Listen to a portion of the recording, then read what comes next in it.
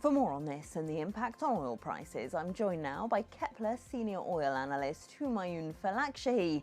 Homayoun, hi. What impact then is this disruption having on oil prices? For sure, what this means is that we are going to see down the road, about 2 or 3 months from now, probably higher costs for the consumer, especially in Europe, because going around the Cape of Good Hope increases freight costs of bringing those barrels from the Middle East mainly to Northwest Europe and to the Mediterranean by about 50%. It's about $5 per barrel for a Suezmax. The cost of taking it from the Middle East to Northwest Europe, compared to about $3.20 per barrel via the Suez Canal. So ultimately, these increased costs will be reflected in the final products cost in Europe, and ultimately also this could impact European refinery margins.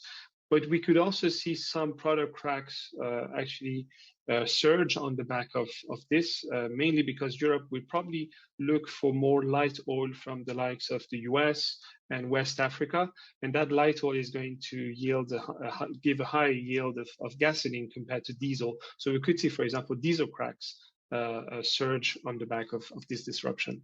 The actions of the Houthis in Yemen are supported, of course, by Iran, which it would seem sees an economic upside also in the rising price of oil here.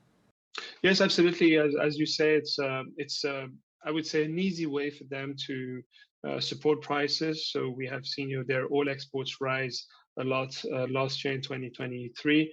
On average, they've been around 1.2 million barrels per day, 1.3, compared to 8 to 900,000 barrels per day in the year before. So every increase in oil price is a benefit for them.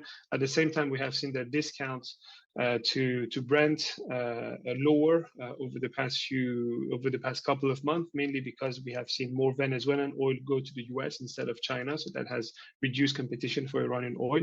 But I would say that again, on top of that, there are more, I would say, political gains that Tehran can make out of this, and it's coming at a very cheap cost. So it's true that it is costing them, drones and missiles that they are supplying the Houthis to disrupt that route, but it's costing even more the international coalition to stop every drone and missile.